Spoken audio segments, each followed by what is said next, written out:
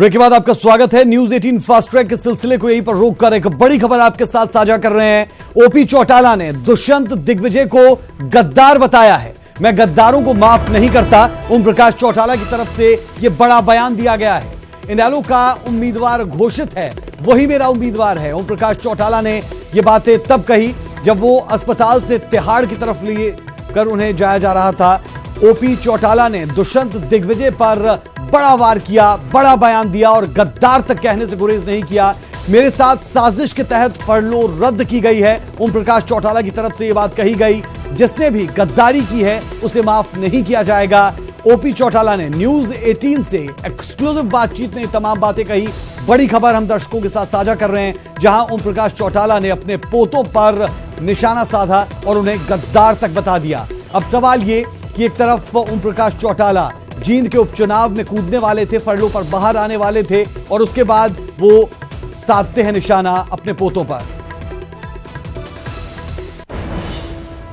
हरियाणा में उपचुनाव हो रहे हैं और ओपी चौटाला की फरलो रद्द हो गई है। देखिए इस वक्त वो जो है अस्पताल से निकलकर तिहाड़ जेल की ओर जाएंगे। हम उनसे कोशिश करेंगे बातचीत की, ओपी चौटाला से बातचीत करने की कोशिश करेंगे कि आप कुछ वो कहते हैं, उनका क्या कहना है।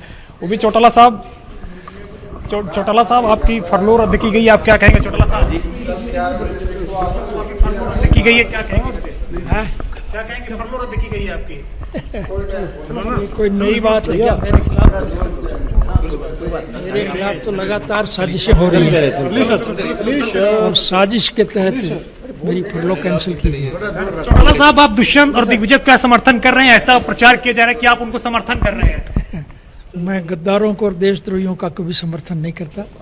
मैं पार्टी के प्रति समर्पित कार्य करता हूँ और मेरी पार्टी इंडियन नेशनल लोकदल का उम्मीदवार उमेद रेड्डी जो है, मैं उसका समर्थक हूँ और उसकी तन मन धन से मदद करूंगा। चौटाला साहब, आप फरलो पे जा रहे हैं, क्या आप स्वस्थ हैं? अरे तो क्या कर रहे हो आप? क्या स्वस्थ हैं? आपको ले जाया जा रहा है? नहीं, मैं स्वस्थ नहीं हूँ, मुझे जबरदस्ती हॉस्पिटल से निकाला जा रहा है। तो चौटाला साहब, क्या जींद में जिस प्रकार से वहां पे राजनीति चल रहा है उस पर आप क्या कहेंगे? जींद की राजनीति चाहे कुछ भी चले, जींद जो है वो मेरे पिताजी का राजनीतिक क्षेत्र है और इसलिए जींद के लोग उनके प्रति पूरी तरह से समर्पित हैं। सर, ऐसा प्रचार किया जा रहा है कि आपने फरलो इसलिए रद्द करवाई है खुद से क्योंकि दुष्यंत दिग्विजय के खिलाफ आप प्रचार नहीं करना चाहते थे। क्यों नहीं करना चाहता? मैं गद्दारों को और देशद्रोहियों को कभी भी माफ करने के लिए तैयार नहीं हूँ। परिवार में आपके टूट हो गया, क्या कहेंगे इस पे आप?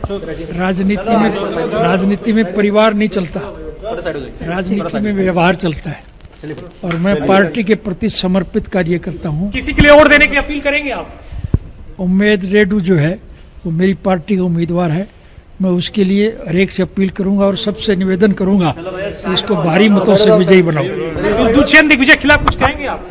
मुझे किसी के खिलाफ कुछ नहीं कहना, मुझे मेरे पार्टी के उम्मीदवार के प्रति लोगों को ये राय देनी है कि वो उसको जिताने का काम करें। दिग्विजय के खिलाफ कुछ कहेंगे? मैं किसी व्यक्ति विशेष के खिलाफ कोई बात नहीं करता, मैं मेरी पार्टी के कार्यकर्ता के लिए लोगों से वोट की अपील करूंगा।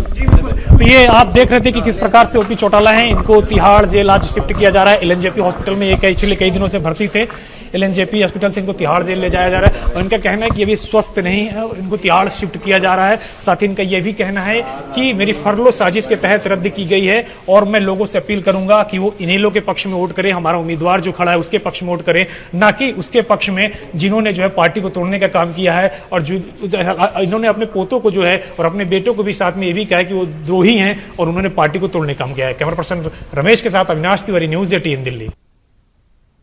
तो अविनाश तिवारी का ये एक्सक्लूसिव इंटरव्यू आपने देखा ओम प्रकाश चौटाला के साथ, जब वो अस्पताल से तिहाड़ जेल की तरफ ले जाए जा रहे थे।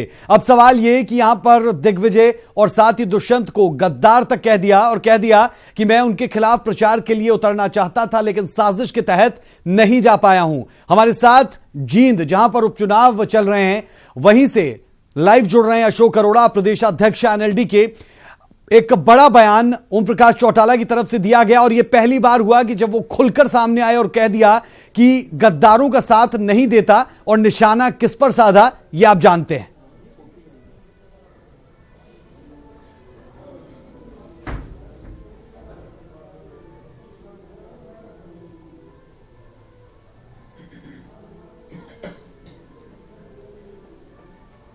अशोक अरोड़ा जी, अगर आप सुन पा रहे हैं तो बड़ा हमला बोला है ओम प्रकाश चौटाला ने जेजेपी पर और खासतौर पर दिग्विजय दुष्यंत पर, क्या कहेंगे?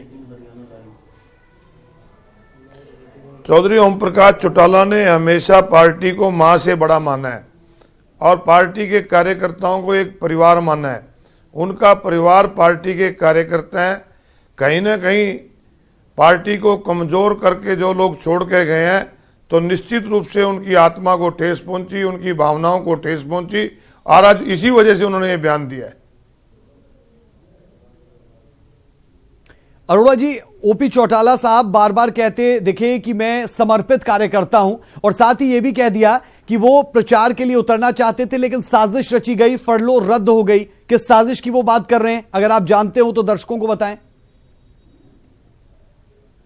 निश्चित रूप से चौधरी ओम प्रकाश चौटाला ने जो एक कैदी का अधिकार होता है फरलो, उसके लिए 16 तारीख को अप्लाई किया था और 17 तारीख को जेल अथॉरिटी की तरफ से उन्हें 3 हफ्ते की फरलो मंजूर कर दी गई थी और 18 तारीख को एक और कंडीशन लगा दी गई थी कि आप कोई पब्लिक मीटिंग नहीं कर पाओगे, प्रचार में नहीं जा पाओगे। और आज अचानक जब उसके लिए उसके बेल बाउंड भरने की बात आई तो ये कह दिया गया कि अब 28 तक क्योंकि चुनाव है आपको बाहर नहीं किया जाएगा। और इसके साथ साथ आप साजिश देखिए कितनी बड़ी है कि आज ही आम आदमी पार्टी और इनका जेजेपी का समझौता हुआ और उसके बाद रात को ही उनको तिहाड़ हॉस्पिटल थे, बीमार थे और बीमारी की हालत में भी उन्हें तिहाड़ भेज दिया गया। इससे बड़ी साजिश नहीं हो सकती, इससे बड़ा दुर्भाग्यपूर्ण बात नहीं हो सकती। तो कुल मिलाकर दादे और पोतों के बीच में जो दूरी थी इस फरलो के रद्द हो जाने के बाद वो और ज्यादा बड़ी हो जाती है और सीधे तौर पर क्या ये माना जाए कि ये साजिश दिग्विजय दुष्यंत की तरफ से की गई? देखिए, हमारी जहां राजनीतिक बात है, राजनीतिक विचारधाराएं परिवार में अलग अलग हो सकती हैं, परंतु हमारी सामाजिक परंपराओं में हमेशा बड़ों का सत्कार, बड़ों की इज्जत करना एक हमें सिखाया। यहां तक कि हमें मर्यादा पुरुषोत्तम राम के बारे में सिखाया जाता है कि वो राज होना चाहिए था और राज के ना होकर उनके अपने बाप का कहना मानते हुए 14 साल वनवास चले गए और यहां पर अपने दादा को ही जेल भिजवा दिया गया। इससे ज्यादा सामाजिक बुराई नहीं हो सकती। बिल्कुल। और कहा क्या ओम प्रकाश चौटाला ने इस दौरान जब न्यूज 18 ने उनसे एक्सक्लूसिव बातचीत की? अविनाश तिवारी ने जब उनसे सवाल पूछे वो जरा सुन लेते हैं, फिर लौटेंगे आपके पास। ओम प्रकाश चौटाला से ये एक्सक्लूसिव बातचीत जरा पहले सुने। हरियाणा में उपचुनाव हो रहे हैं और ओपी चौटाला की फरलो रद्द हो गई है। देखिए, इस वक्त वो जो है अस्पताल से निकलकर तिहाड़ जेल की ओर जाएंगे। हम उनसे कोशिश करेंगे बातचीत की, ओपी चौटाला से बातचीत करने की कोशिश करेंगे कि आप कुछ वो कहते होंगे, क्या कहना है। ओपी चौटाला साहब, आपकी फरलो रद्द की गई है, आप क्या कहेंगे? चौटाला साहब की गई है, क्या कहेंगे? क्या कहेंगे? फरलो रद्द की गई है आपकी? कोई नई बात है? मेरे खिलाफ तो लगातार साजिशें हो रही है और साजिश के तहत मेरी फरलो कैंसिल की गई। चौटाला साहब, आप दुष्यंत और दिग्विजय का समर्थन कर रहे हैं, ऐसा प्रचार किया जा रहा है कि आप उनको समर्थन कर रहे हैं। मैं गद्दारों को और देशद्रोहियों का कभी समर्थन नहीं करता। मैं पार्टी के प्रति समर्पित कार्य करता हूँ और मेरी पार्टी इंडियन नेशनल लोकदल का उम्मीदवार उमेद रेड्डी जो है, मैं उसका समर्थक हूँ और उसकी तन मन धन से मदद करूंगा। चौटाला साहब, आप फरलो पे जा रहे हैं, क्या आप स्वस्थ हैं?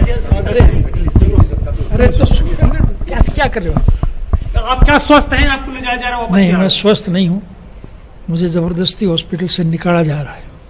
तो चौटाला साहब, क्या जींद में जिस प्रकार से वहां पे राजनीति चल रही है उस पर आप क्या कहेंगे? जींद की राजनीति चाहे कुछ भी चले, जींद जो है वो मेरे पिताजी का राजनीतिक क्षेत्र है और इसलिए जींद के लोग उनके प्रति पूरी तरह से समर्पित हैं।